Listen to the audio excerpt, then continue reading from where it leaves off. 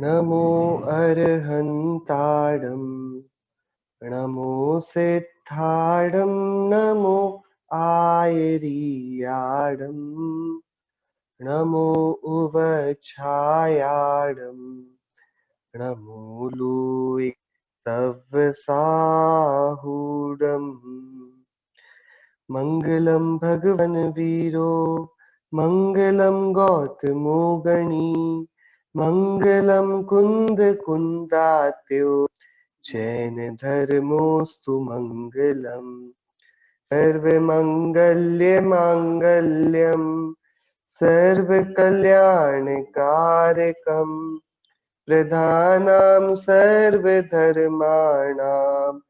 चैनं जयतु शासनम् चैनं जयतु शासनम् चैनं जयतु शासनम् मोक्षमार्गस्य नेतारं भेत्तारं कर्म भूभृतां ज्ञातारं विश्वतत्त्वानां वन्दे तद्गुणलब्धये वन्दे तद्गुणलब्धये वन्दे तद्गुणलब्धये नमिदूणवड्डमाणं परमप्पाणं जिणं तिसुद्धेन वोच्छामि रयणसारं सायारणयारधम्मीणम्। श्रीमद् भगवत कुंकुंदाचार्य देव प्रणीत यह रयणसार नामक प्राकृत, और इस पर हम सभी ने ये वाली बात कल करी थी कि कैसे कोई श्रावक भोजन मात्र का भी आहार महामुनिराजों को देता है, उसका भी दान करता है, तो उससे वह तत्काल तो भोग भूमि और स्वर्ग आदि के वैभव को प्राप्त होता है और क्रमशः निर्वाण सुख को प्राप्त हो जाता है। मतलब सुपात्र को भी दिया गया दान ये है तो पुण्य बंध का कारण, लेकिन कैसा है ये पुण्य बंध कि जिसका उदय इसको मोक्ष मार्ग में लगे रहने देता है। जिस पुण्य के उदय में ये गाफिल नहीं होने पाता, इसका वैराग्य, इसका विवेक जिस पुण्य के आक्रमण पर भी जागृत रह जाता है, ऐसा पुण्यानुबंधी पुण्य, सन्मार्ग में लगाने वाला पुण्य ये सुपात्र को दिए जाने वाले दान से फलित होता है। ये वाली चर्चा 16 गाथाओं तक अभी तक हम कराए हैं। दान देने के लिए कल आचार्य देव ने बता दिया था, कोई बहुत अच्छी वस्तु हो, बहुत ज्यादा सुंदर हो, महंगी हो, कीमती हो, इसकी आवश्यकता नहीं है। जैन दर्शन भावना प्रधान है। जो भोजन मात्र, सादा भोजन मात्र भी यदि सुपात्र को दान देगा, सो वह समस्त पुण्य का अधिकारी बनकर मोक्ष का भी अधिकारी परंपरा से बन जाएगा। सो दानादि से धर्म होता है कि नहीं? कि हाँ, परंपरा से धर्म होता है, क्योंकि धर्म तो निर्जरा का नाम है। धर्म तो संवर, निर्जरा, मोक्ष, ये 3 धर्म हैं आत्मा के। सो पुण्य क्रियाओं से, दान से, पूजन से संवर, निर्जरा, मोक्ष तो नहीं होते, ये आश्रव बंध के ही परिणाम है। लेकिन इनसे जो आने वाला कर्माश्रव है, उसका जो उदय आता है ना, वह उदय इसको इसकी आराधना में व्यवधान उत्पन्न नहीं करता, अपितु उसको प्रोत्साहित ही करता है। पुण्यानुबंधी पुण्य का उदय उसे हम कहते हैं कि इसको बार बार भव भव में देवशास्त्र गुरु की शरण मिलती है, भव भव में 5 इंद्रियों का और खिल जाना इसको मिलता है। इसको ऐसा ही सत्संग मिलता है जहां पर मोक्ष मार्ग की ही प्रचुरता से अभ्यासी रहते हो। ऐसा हो पाना ये दानादि और पूजादि सत्कर्म का प्रभाव है। सो ये 16वीं गाथा में आचार्य कुंद देव ने स्थापना कर दी। तो अब शिष्य को प्रश्न हुआ है कि आचार्य देखिए, आप निमित्त उपादान की चर्चा करते हैं और आप बोलते हैं निमित्त तो पर वस्तु में कुछ करता नहीं, वस्तु स्वयं उसमें योग्यता होनी चाहिए।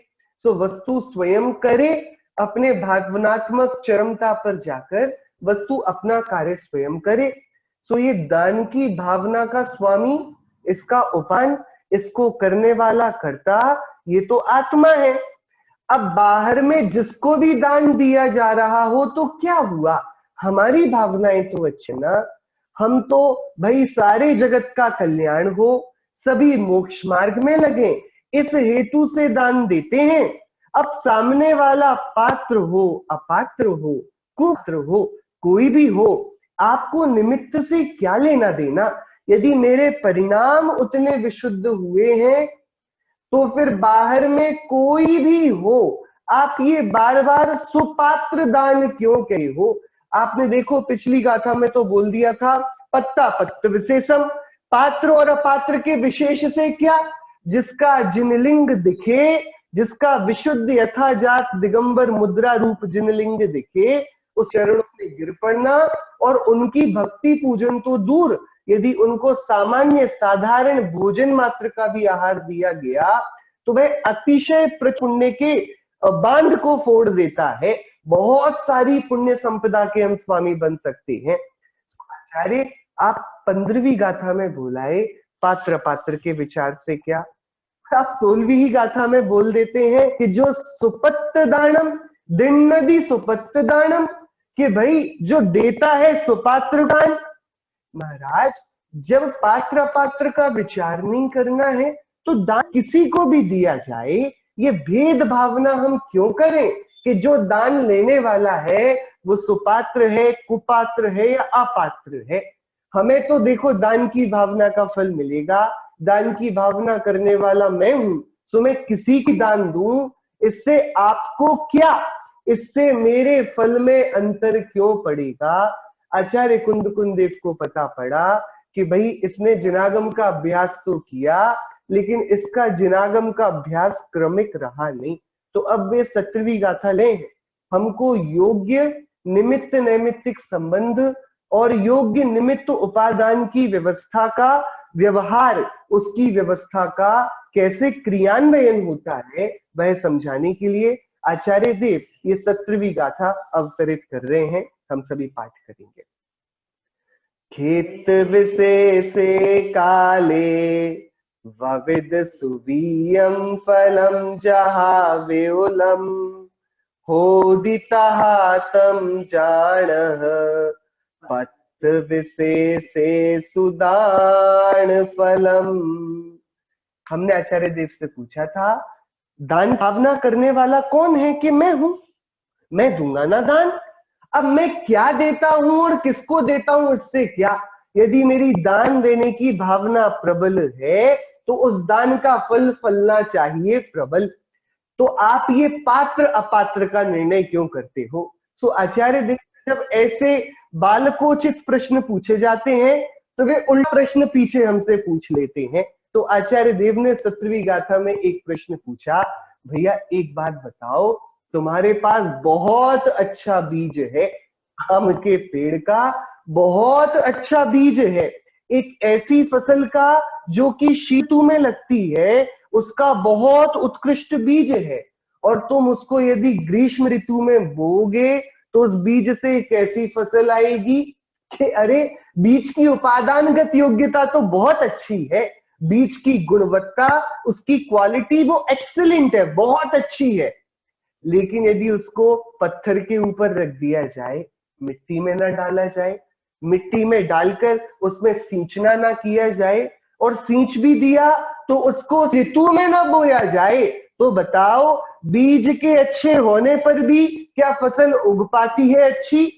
कि अरे तुम ये पूछते हो कि आप पात्र अपात्र कुपात्र की क्यों चर्चा करते हो, तुम ही तो बताओ, मात्र उपादान के पर्याप्त हो जाने से कार्य हो जाना ये तो कोई नियम नहीं है, जैसा वांछित कार्य है वैसा का वैसा हो जाए ऐसी कोई शर्त बनती नहीं। क्या बोल रहे हैं, जहां जैसे खेत विशेष से, कि क्षेत्र की विशेषता से, उत्तम क्षेत्र में, और किससे, काले काल के विशेष से, उपयुक्त काल में, वविद बोया गया, बोया हुआ, सुवीयम उत्तम बीज, अच्छा बीज, फलम वियुलम कैसा, कि बहुत विपुल फल को देता है।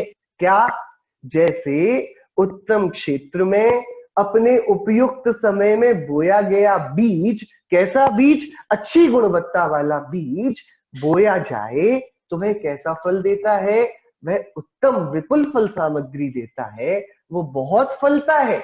ऐसे ही उसी प्रकार कहा, उसी कार पत्र विशेषेषु, पात्रों की विशेषता से उत्तम पात्रों को दिए गए विशेषता पात्रों में भी बनेगी। कोई उत्तम होंगे, कोई मध्यम होंगे, कोई जघन्य, सो कोई अपात्र होंगे, सो कोई कुपात्र। तो जैसे एक ही बीज को अलग अलग मिट्टियों में बोया जाए, अलग अलग जगह का पानी उनको दिया जाए और अलग अलग ऋतु में ये सारा काम हो, तो उसकी फसल अलग अलग ही होगी ना। ये तो बनी हुई बात है, ये तो प्रत्यक्ष है, ये आचार्य कुंकुन देव बोलते हैं। उसी प्रकार विशेष उत्तम पात्रों को दिए तम उस दान फलम, दान के फल को जानो, कि जैसे उत्तम क्षेत्र उत्तम काल में यदि बीज डाल दिया जाए वो भी उत्तम, तो वह उत्कृष्ट विपुल फल सामग्री देता है। ऐसे ही उत्तम भावनाओं से सिंचित हृदय जब उत्तम महामुनिराज पात्र को उत्तम दान देता है, तो उसका फल भी विशेष फलता ही है। और कैसा विशेष फल जाता है कि भैया इसकी विशेषता इतनी कि तीर्थंकर को दे तो उसी भव से मोक्ष चला जाता है।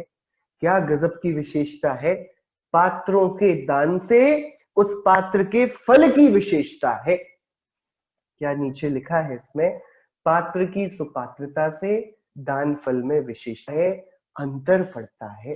हमको लगता है चेतन की भावनाओं से ही सब होगा, लेकिन भाई सारी जो जगत की व्यवस्थाएं हैं वो 5 समवायों के मिलने पर चलती हैं। तो हमको कार्य तो है उत्तम फल का, तो उत्तम फल के लिए उत्तम दान भावनाएं चाहिए। लेकिन उत्तम दान भावना ये उपादानगत आत्मा का कार्य है, बात ठीक है, लेकिन आत्मा भी जब इस भावना को करेगा, इस कार्य के लिए योग्य निमित्त चाहिए ना। सो कौन है वे योग्य निमित्त, कि उत्तम दान देने के योग्य निमित्त उत्तम पात्र हैं। किसी और को दे दें तो कि दे दोगे, लेकिन निश्चय रखना तुम्हारा उनको देते समय भाव नहीं बदले, भाव वैसा नहीं रहेगा, भाव उतना ऊंचा नहीं रहेगा। और ये वाली बात आप सभी ने महसूस करी होगी। हम ज्यादा पात्र पात्र की बात ना करें, एक किसी अलग अलग त्रियंश गति के जीवों के भी संरक्षण में उनकी सेवा करते समय भी हमारे परिणाम अलग अलग होते हैं। कोई जैसे गाय की सेवा करता है वैसे श्वान की नहीं कर पाता, कुत्ते की वैसी सेवा नहीं कर पाता, जैसे कुत्ते की करता होगा बिल्ली से उसका व्यवहार अलग हो जाता है। सबके अपने अपने तरीके हैं, लेकिन जैसा एक के संबंध में व्यवहार है वैसा का वैसा दूसरे के संबंध में व्यवहार हो, तो भैया पात्र की विशेषता व्यवहार बदलता ही है, बदलता ही है। हमारी भावों की भंगिमा इसका सीधा नियंत्रण कर देती है, सामने आने वाली निमित्त सामग्री। तो महाराज इसका तो ये मतलब हुआ निमित्तों से कार्य होता है कि फिर तुम गलत तरीके में चले गए, गलत राह में नहीं जाना। निमित्तों से कार्य होता है जब ये हम कह देते हैं तो तुमको लगता है निमित्तों को ढूंढना हमारा कर्तव्य है, जबकि नित्य तो 6 द्रव्यों की व्यवस्था के अंतर्गत स्वयं स्वचालित द्रव्य है ना, स्वतंत्र। तो तुम उनको नियंत्रण करके वैसा परिणमाओगे तो कैसे बात बनेगी बताओ। मतलब तुमको यदि उत्कृष्ट दान चाहिए तो तुमको चाहिए उत्कृष्ट मुनिराज, अब बनाओ किसी दूसरे को मुनिराज जो भाव बन जाए कि अरे तुम्हारे बनाने से कोई बनेगा क्या, उसका काम तो उन मुनिराज को करना पड़ेगा। और यदि तुम्हारा उस जाति का उदय हो और उस जाति की भावनाएं हो तो वे मुनिराज तुम्हारे आंगन में स्वयं चले आएंगे, तो तुम्हारे उत्तम दान के परिणाम होंगे, उसमें वे महामुनिराज निमित्त कहलाएंगे। सो निमित्तों के पीछे भागना भी नहीं है और निमित्तों की अस्वीकार्यता भी नहीं करनी है। ये आचार्य कुंदकुंद देव ने 17वीं गाथा में स्पष्ट कर दिया। हम जहां जैसे क्षेत्र में बीज को बोएंगे वहां वैसा फल मिलेगा। तो स्वाभाविक था हम आचार्य से पूछ पड़े, आचार्य ऐसे कौन से क्षेत्र हैं जहां पर दिया जाए जिससे उत्तम फसल हमको मिले, विपुल फल सामग्री मिले। तो 18वीं गाथा में आचार्य देव इसका उत्तर देंगे। 18वीं गाथा। इहणे सुवित्तवीयम जो ववधि जिणोत्त सत्त खेतेषु सोतिहु वनरज्य फलम भुंजदि कल्याण पंच फलम। देखिए बहुत गंभीर बात कह रहे हैं आचार्य कुंकुन देव। पूर्व गाथा में उत्तर पक्ष रखा, उदाहरण दिया, जैसे उत्तम क्षेत्र और काल में बोया गया उत्तम बीज विपुल फल सामग्री देता है, ऐसी उत्कृष्ट भावनाओं से दिया गया उत्तम पात्र को दान ये विपुल फल सामग्री देता है। सो चौथे काल में दिया गया तीर्थंकर मुनिराजों को दान, उसकी फल सामग्री अलग है। इस काल में दिया गया अन्य पात्रों को दान, उसकी फल सामग्री अलग होगी। ऐसा मतलब इसका ये नहीं है कि कोई मुनिराज बड़े हैं कोई छोटे हैं, वे सब तो निर्ग्रंथ दिगंबर साधु हमारे आराध्य हैं, लेकिन तीर्थंकर मुनिराज का ऐसा ही निमित्त नैमित्तिक योग है कि उनको तो यदि दान दे दिया जावे तो मानो गजब की इस जीवन की घटना है। वो कोई अप्रत्याशित घटना इस जीवन में घटती है जब तीर्थंकर महामुनिराज किसी के आंगन में पड़गाहन को प्राप्त होते हैं। तो ये पात्रों की विशेषता हुई। तो अब यहाँ पर उसका उत्तर पक्ष रख रहे हैं। इस लोक में जो पुरुष जिणुत्त सत्त खेतेषु, जिनेन्द्र देव के द्वारा कहे गए, जिणुत्त यानी जिनेन्द्र उक्त, जिनेन्द्र देव द्वारा कहे गए कितने सत्त, 7, क्या खेतेषु 7 क्षेत्र हैं, उनमें जो सुवित्तवीयम अपने नीति पूर्वक उपार्जित श्रेष्ठ धन रूपी बीज को, वित्त यानी कि धनादि है, सुवित्त अपना बहुत नीति से उपाया गया जो धन है उस धन रूपी बीज को, यहाँ पर एक अलग पक्ष में जीव का क्या है, दान की भावना, सो अपनी उत्कृष्ट दान की भावना रूपी बीज को, दोनों बात ठीक है। बाहर में आलंबन की तरफ से क्या है, धन, भोजन, औषधि ये, और अंतरंग में क्या है, जीव के ही वो प्रखर होते हुए दानादि के परिणाम। सो इस लोक में जो पुरुष जिनेन्द्र देव द्वारा कथित 7 क्षेत्रों में सुवित्तवीयम अपने नीति पूर्वक उपार्जित जन, सुवित्त नीति पूर्वक, अनीति का दान देना मतलब चोर का माल खरीद कर दूसरे को दे देना। सो आप तो विपत्ति में थे ही, दूसरे को भी पाप का भागी बना दिया। सो अनीति से जो उपाया गया धन है वो दान में दिया जाए तो भैया लेने वाले और देने वाले दोनों नष्ट होते हैं। अनीति के धन का दान नहीं दिया जाता, ये बिल्कुल कभी किसी के नहीं सफल होते। अनीति द्वारा उपार्जित द्रव्य ये सदा काल हमको भले ही आता लगे, लोगों को लगता है कि वो अलग अलग तरीके से धन को लेते हैं, कई बार अनीति पूर्वक लेते हैं, किसी अपने से कम शक्ति वाले का शोषण करके, उससे किसी की मजबूरी का फायदा उठाकर, किसी की बुद्धि कम है तो उसको ठग कर, अपने लोभ से, अपने प्रभुत्व से दूसरे के ऊपर दबकर, उसको दबाकर हम धन ऐंठ लेते हैं। ये जो वृत्ति है ना, ये अनीति का और अन्याय का धन है। आचार्य आगे भी बोलेंगे और अभी भी स्पष्ट बोल रहे हैं, ये वाला धन तुम दान दोगे तो ये दान देने योग्य भी नहीं है, और किसी को पता पड़ेगा ना कि तुमने अनीति का धन दिया तो वे उसको देखेंगे भी नहीं, स्वीकारने की तो बात जाने दो।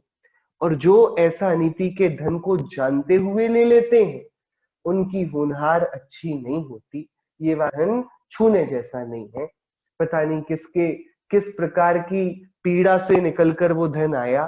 कोई बहुत बीमार था, उसको पैसे चाहिए थे, तो उसने अपने आभूषण रख के धन लिए, तो अब सेठ वो आभूषण दबाकर बैठ गया। किसी ने पैसे चाहिए थे तो अपनी जमीन रख दी, वो सेठ वहां पर उल्टी सीधी नोंद करवाकर वहां पर उसकी पूरी जमीन हड़प लेता है। अब उसके प्राणों की तो दशा हम समझें, जो पहले ही हीन दशा में पड़ा, अभावों में पला बड़ा, और अब उसके पास जो उसका खुद का था वो भी इस क्रूर ने ले लिया। इसके परिणाम नरक गति के तुल्य कृष्ण लेश्या वाली हैं। जो सामने वाले के दुखों को नहीं देखता, अपने लाभ को देखता है। सो अनीति का, अन्याय का धन देखने जैसा नहीं, छूने की तो बात दूर गई, ये वाले धन दान के योग्य नहीं है। बराबर। देखिए, हम जिनेंद्र देव की पूजन प्रक्षाल करते ना, आचार्यों ने आगे बढ़कर बोला, यदि तुम्हारे जीवन में रात्रि भोजन का त्याग ना हो, अभक्ष्य भक्षण का त्याग ना हो, तो तुम जिनेंद्र भगवान के बिंब को मत छूना। हमें तो लगा भैया हम उनकी सेवा करेंगे, तो आचार्यों ने बोला नहीं, तुम उनको छूने के अधिकारी नहीं हो। चरित्र की उत्कृष्टता से ये जीवन में गुण फलते हैं।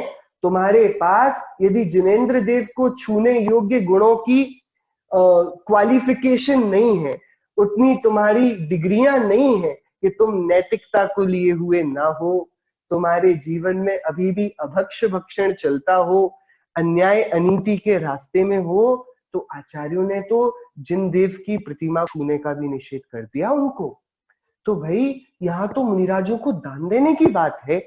जब हम अपने जो सामान्य दोष हम जिनको मान बैठे हैं आज के काल में, रात्रि भोजन, अभक्ष्य, आलू प्याज खा लेना, इनको जो हमने सामान्य मान लिया है, जब इन सामान्य दोषों से हम भगवान के प्रक्षाल के अधिकारी नहीं बनते, जिनके यहाँ ये रात्रि भोजन आदि होते हो मुनिराज नहीं जाए, जिनके यहाँ ये अभक्ष्य भक्षण होता हो उस चौके में मुनिराज कैसे प्रवेश करेंगे। सो भाई ये सब अन्याय का है या अनीति का है, इन सब का दान नहीं होता। तो ऐसे चौकों में मुनिराज दान नहीं लेते जहां पर आलू प्याज आ जाए, जहां अभक्ष्य भक्षण बनता हो, जहां रात में चूल्हा जलता हो, मुनिराज नहीं आते। ये अनीतिगत बात है। तुमने अपने चरित्र को ऊंचा उठाया नहीं, झूठ बोलते हो कि तुम्हें मोक्ष मार्ग से अनुराग है।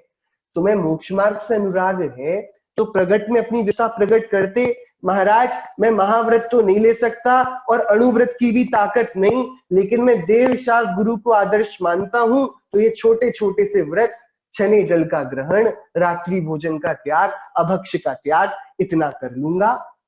जो तुमने इतने की ताकत ना रखी, इसका अर्थ है तुम्हें मोक्ष मार्ग से कोई प्रीति नहीं। तुमने अपने जीवन में उस ओर कदम बढ़ाया ही नहीं कि जहां मुनिराज सर्व त्यागी हो गए हैं और महा नियमों से अपने जीवन को उन्होंने संवारा है, वहां मेरे जीवन में एक अच्छाई भी ना आए, मैं उसके लिए एक आगे भी डग ना भरूं। तो आचार्य कहते हैं तुम्हारी की गई सेवा, तुम्हारा दिया गया दान, ये आयतनों को नहीं चाहिए, ये वाली बात नहीं चाहिए हमको। सो क्या कौन सी बात यहां बोल दी आचार्य देव ने, कुनकुन देव ने? सुवित्तवीयम, अपना नीति से उपार्जित धन, श्रेष्ठ धन रूपी और भावना रूपी धन, इसका बीज जो बोता है, ववदी बोता है, वह त्रिभुवन रज्य फलम, वह त्रिभुवन के रज्य राज्य रूपी फल को, कि एक तो वो तीनों लोकों का स्वामी बनता है, और ऐसा ही नहीं सामान्य तरीके से स्वामी नहीं बनता, और कल्याण पंच फलम, पंच कल्याणक रूप फल, मतलब साक्षात तीर्थंकरत्व को भोगता है, तीर्थंकर बन जाता है। भैया क्या बोल दिया यहां पर? दान जिसको हम हल्का धर्म समझ बैठे थे, जो मोक्ष मार्ग की सच में भावना के धरातल पर खड़े होकर निश्चल मन से न्याय नीति का सेवन करने वाला महापुरुष, जब ये दान दे देना उत्तम पात्र को, सुबह एक तो तीनों लोक के राज्य को पाता है, और ऐसे नहीं पाता, ऐसे पाता है कि जन्म के समय इंद्र का सिंहासन कांप जाता है। इसके खाने पीने पहनने ओढ़ने की व्यवस्था सौधर्म इंद्र किंकर बन के इसकी पूरी व्यवस्था करता है। जब जन्म नहीं लेता, गर्भ में नहीं आ, तब से जहां जन्म लेना हो वहां रत्नों की वर्षा होने लगती है। जब गर्भ में आता है तो माता की सेवा के लिए दिव्य दिक् कुमारियां देवियां उपस्थित होती हैं। जब जन्म लेता है तो वह पूरा कांप कर, पहले तो डर जाता है इंद्र क्या हुआ, फिर अवधि ज्ञान से जानता है कि हमारे तारणहार तीर्थंकर महादेव प्रभु का जन्म हुआ, और फिर अपने पूरे देवत्व वैभव के साथ ऐरावत हाथी पे सजा हुआ वो इंद्र आता है, अपनी शची इंद्राणी को, बालक को लेकर आने को बोलता है, उनको बहुत नमस्कार करता है, बहुत बहुमान करता है, ऐरावत में उनको स्थापता है, वहां पर मेरु के उच्च शिखर पर पांडुशिला में ले जाता है, वहां 1008 कलशों से भगवान का दिव्य अभिषेक करता है, फिर आकर बहुत उत्सव करता हुआ, बहुत आनंद से नाचता हुआ तांडव नृत्य करता है, भगवान को देख देख कर नेत्रों को हजार कर लेता है, तृप्त नहीं होता, फिर बहुत अनुनय विनय करके जाता है माता पिता से, भगवान आपके तो ये पुत्र हैं, हमारे तो ये नाथ हैं, आप इनको अच्छे से रखना। और अपने बहुत सारे देवों को मनुष्यों के रूप में उनके साथ सेवा करने, उनके साथ खेलने, उनकी मित्रता के लिए छोड़ जाता है।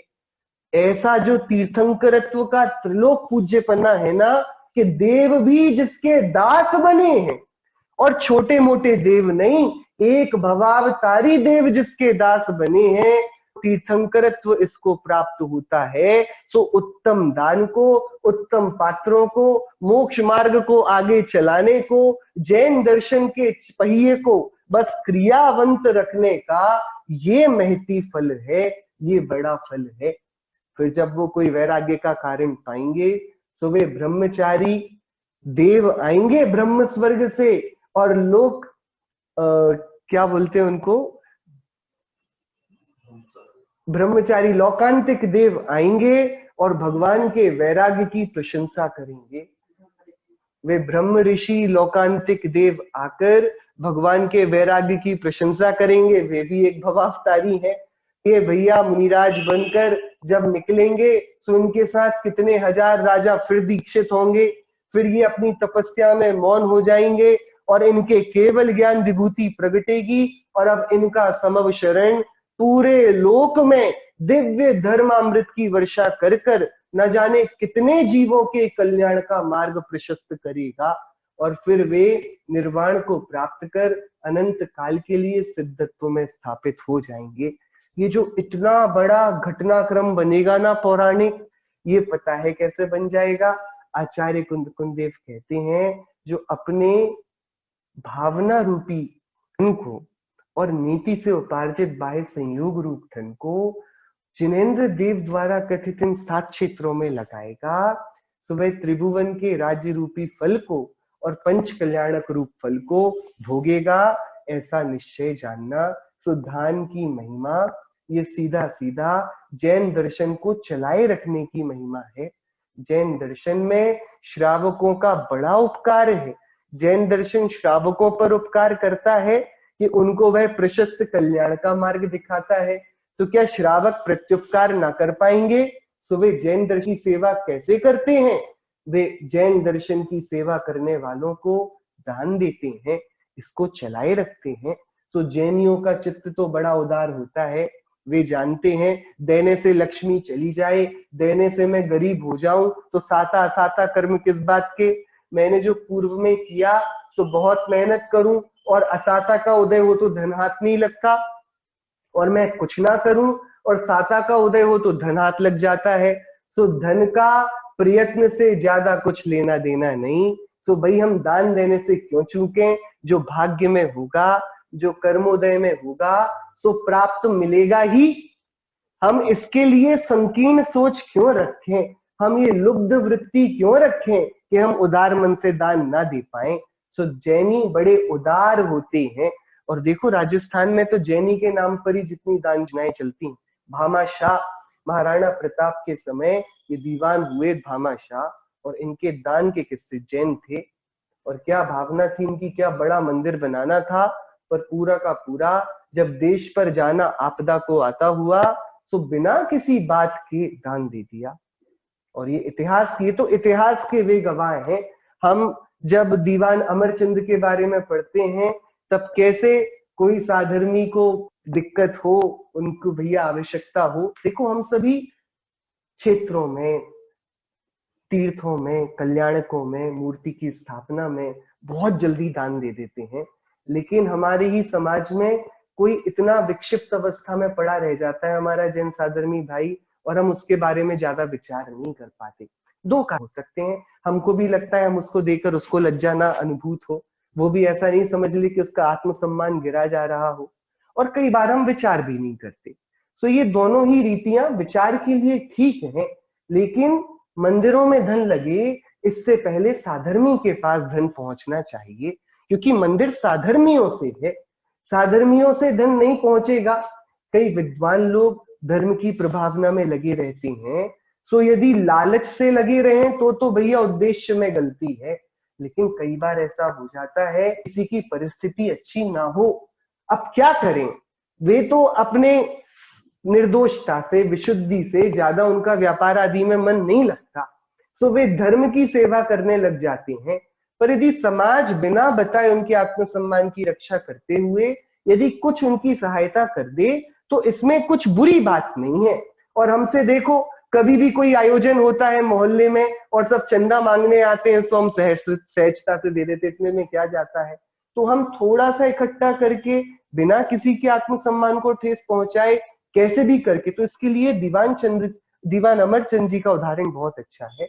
किसी के वहां पर समाज में यदि नहीं होती थी अच्छी स्थिति, तो वे दिवाली आदि के अवसरों पर पहले जाते थे, एक के यहाँ दूसरे के यहाँ मिठाई चली जाती है तो बहुत सारे लोगों के घर से जाती होगी, तो जब बहुत सारे लोगों के घर से जाए तब वे बिना नाम के अपने घर से भी थाल भेज देते थे, और अंदर उन मिठाइयों होने की अशर्फियां होती थी।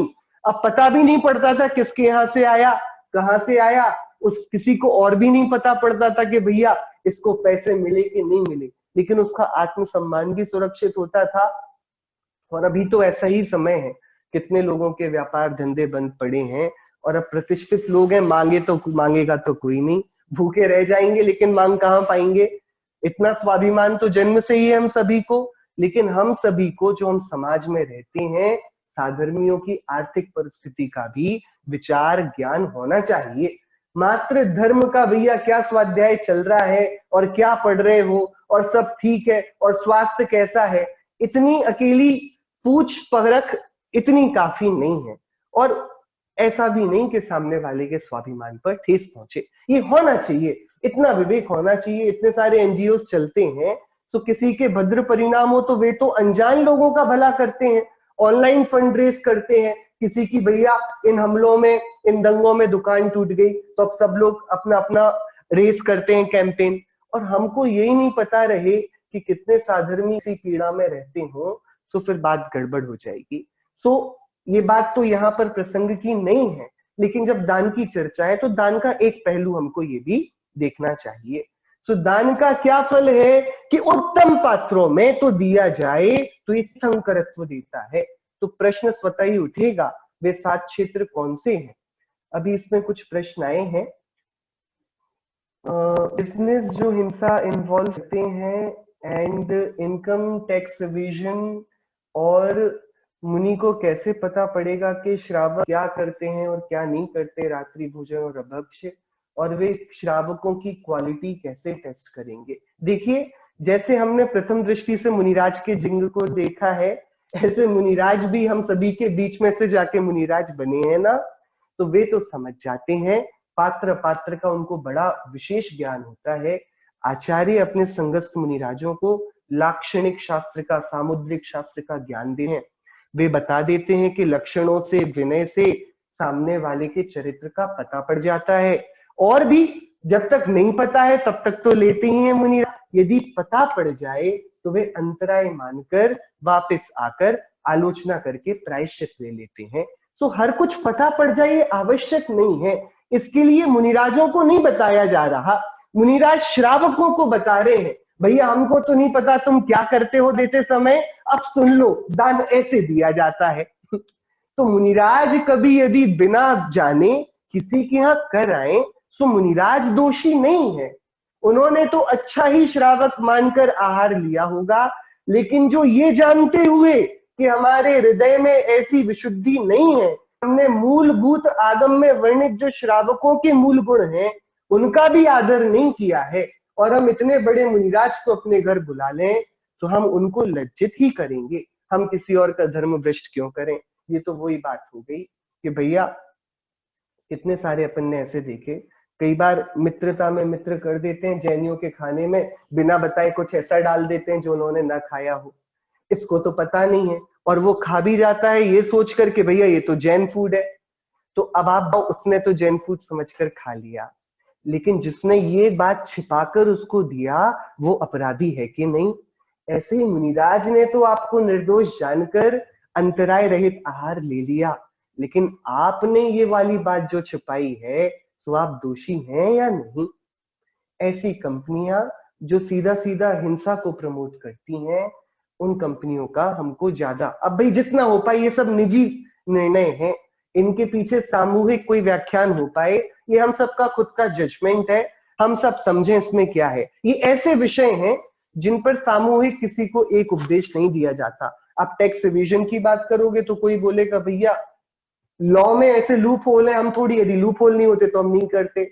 तो सबके तर्क अलग अलग होंगे, वो बात ठीक है। हम अपनी अपनी भूमिका में अपना अपना विचार कर लें, क्या करने से हमें आकुलता बनी रहती है और क्या करने से हम निराकुल होते हैं। सो झूठ का बोलना, कुछ छुपाना, ये सब हमें आकुलता देता है, परेशान करता है। सो हमको ऐसे सारे कामों से दूर रहना चाहिए जो हमको बेचैनी दे दें, जो हमको छुप छुप के करने पड़े। यदि हमको वे कार्य छुप के करने पड़ रहे हैं, मतलब निश्चित ही उसमें अनीति और अन्याय इन्वॉल्व है, हमको वो नहीं करने चाहिए। हम करते रहे तब तक धर्म के रूपक भूमि हमारी तैयार नहीं होगी।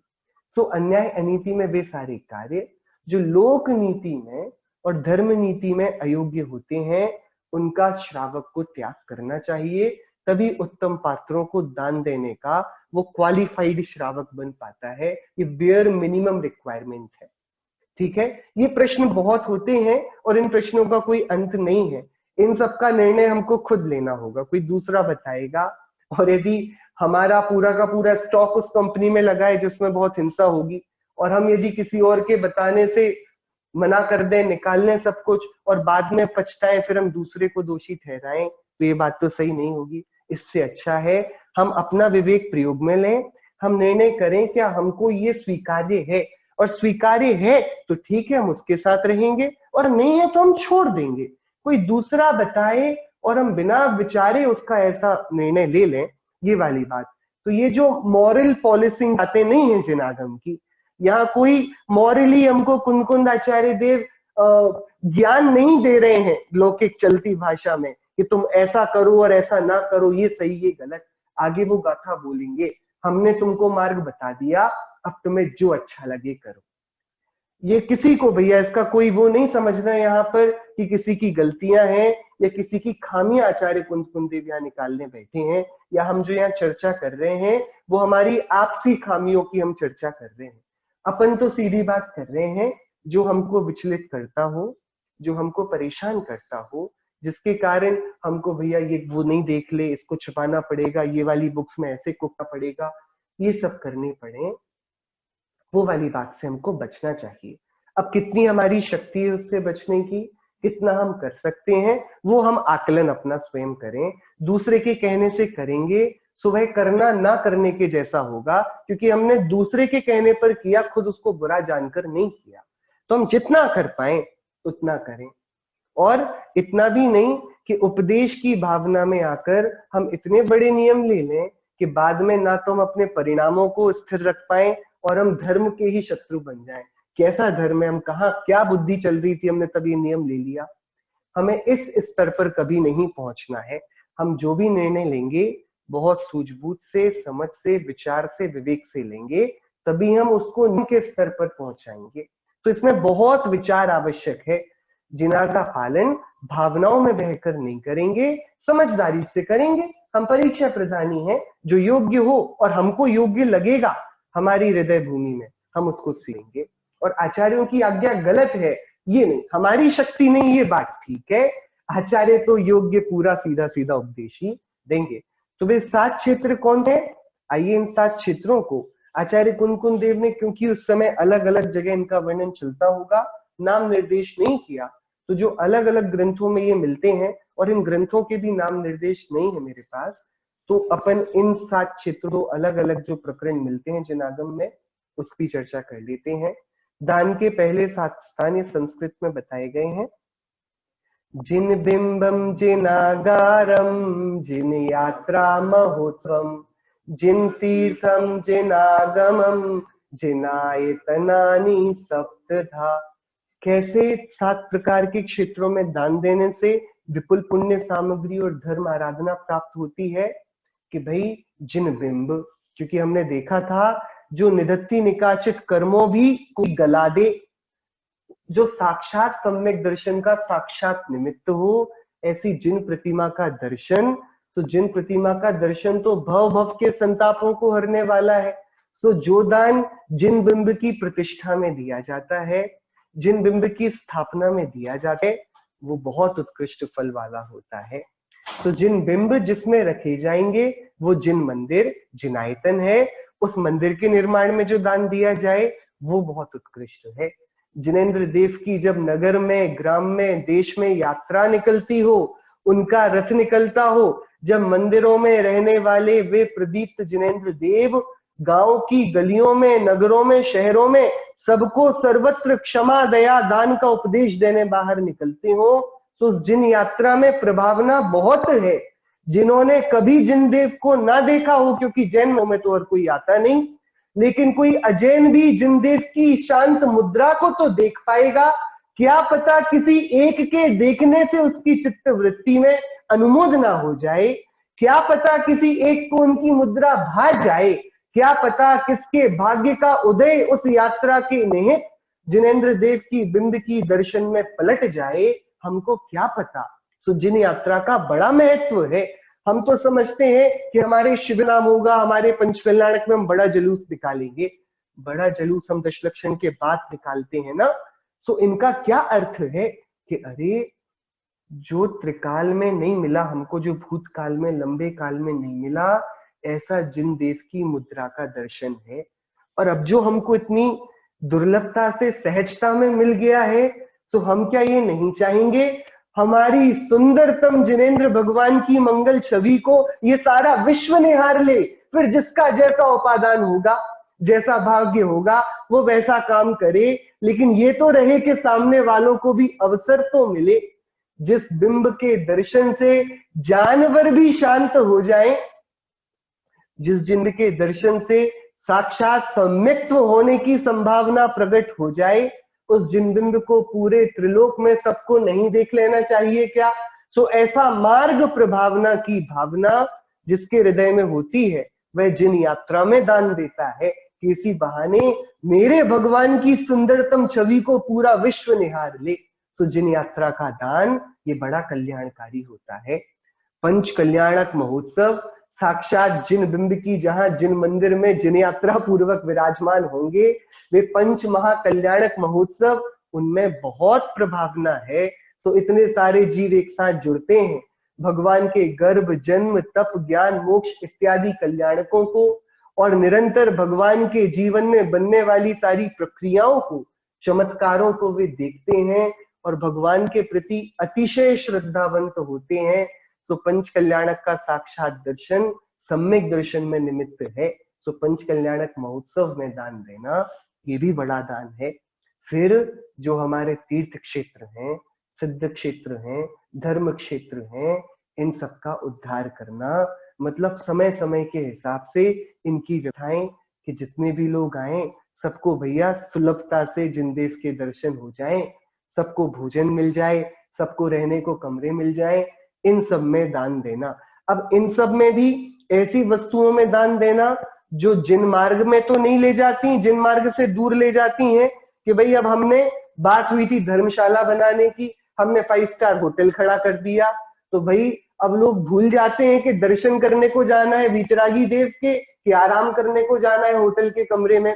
तो ऐसा नहीं, वो भैया एकदम हमारे जीवन में, घर में तो हमने सारी चीजें सहेज के रख ली है ना, हमने घर में एसी लगा लिया है, टीवी लगा ली है, गद्दे लगा लिए हैं, हमारे घर में क्या नहीं है हमारे आराम की, और हम भावना पाते हैं मुनि बन जाने की। अब मुनि जिस क्षेत्र में जाकर पहाड़ों को चढ़ के ध्यान लगाते हैं, हमको उसके दर्शन करने जाना है, वहां भी हम अपना एसी, पंखा, कूलर बांध के ले जाएं, तो हम भैया मुनिराज की निष्प्रहता की शिक्षा कब लेंगे? सो भाई तीर्थ यात्रा तो मुनिराजों की साधारण जीवन शैली को, उनकी सहज वृत्ति को जानने के लिए होती है। उसमें भी यदि हम अनुकूल सामग्री को जुटाएंगे सो वो वहां पर मार्ग पतन में निमित्त करने वाला दान हो जाएगा। ये अच्छी बात है, धर्मशाला सुंदर हो, आराम वाली हो, सारी व्यवस्थाएं चकाचक हो, पर इसका ये अर्थ नहीं कि वो हमें विषयों की आग में फिर झोंक दे। हम वही तो मिथ्यात्व करते आ रहे हैं ना। हमने गद्दे में सोने को, ठंडी हवा में सोने को, स्वादिष्ट भोजन करने को ही तो सुख माना है आज तक। यही तो मोक्ष तत्व संबंधी भूल है ना।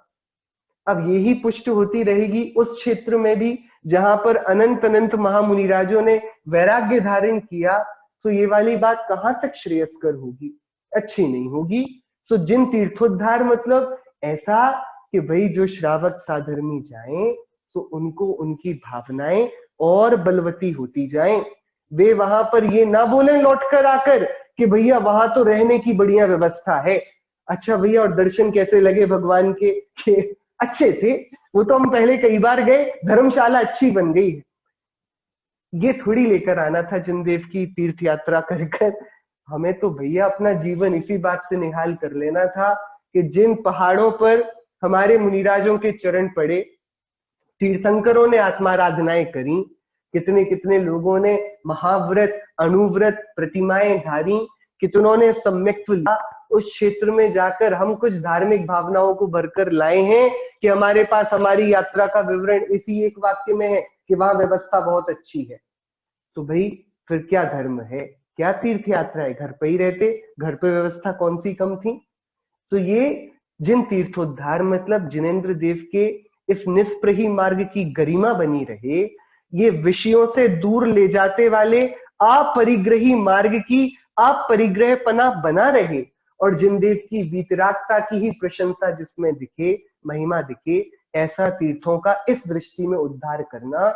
अपनी विषय लंपटता के चलते जो हमको पसंद है उस सबको तीर्थों पे नहीं थोप देना।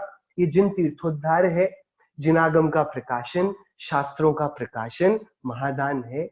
जो जिनदेव के वचनों की परंपरा आगे चलनी हो तो इन शास्त्रों के आधार से चलेगी, यही दर्पण है, तो इनके प्रकाशन में दान देना चाहिए।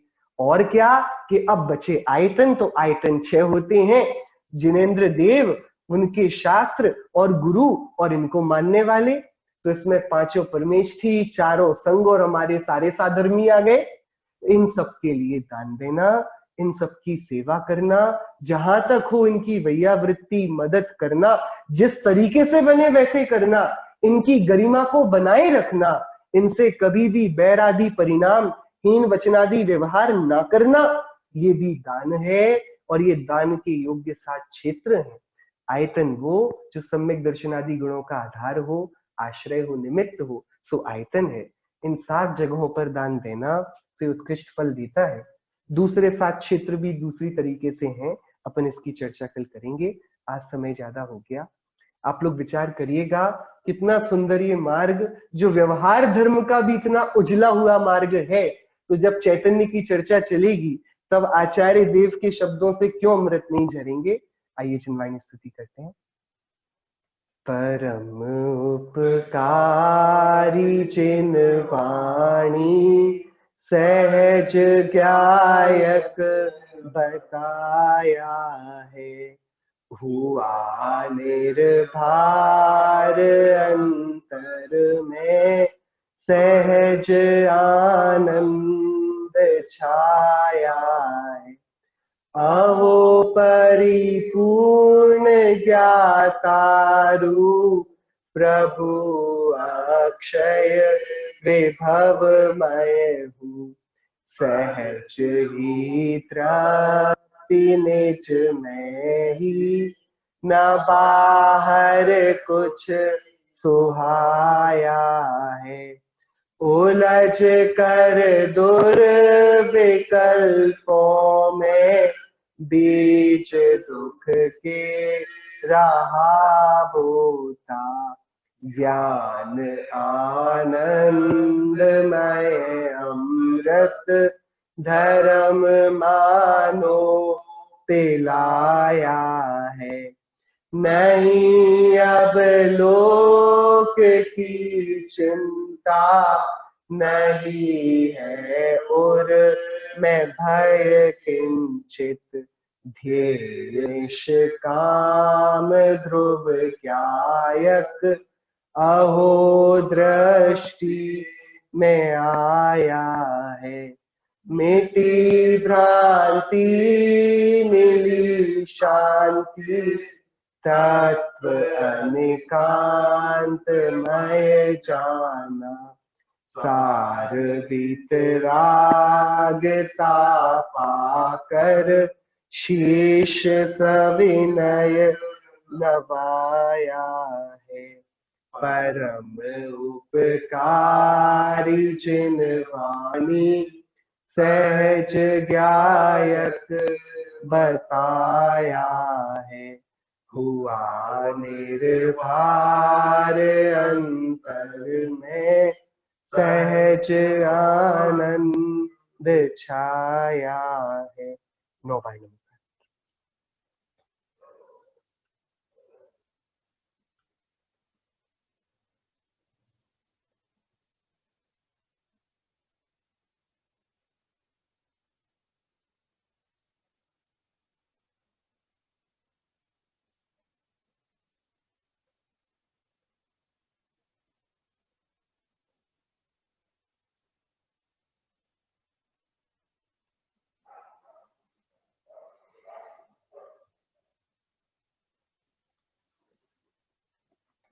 बोले अंतर्मुख मुद्रावन सर्वजनेन्द्र भगवंतों की जय हो। द्वादशांग मई जिनवाणी माता की जय हो। संतवीतरागी भावलिंगी महादिगंबर मुनिराजों की जय हो। महान जैन धर्म की जय हो। शासन नायक तीर्थंकर महावीर स्वामी की जय हो। श्रीमद् भगवत कुनकुंदाचार्य देव की जय हो। श्री रैणसार प्रावृत ग्रंथ की जय हो। जय जनेन्द्र।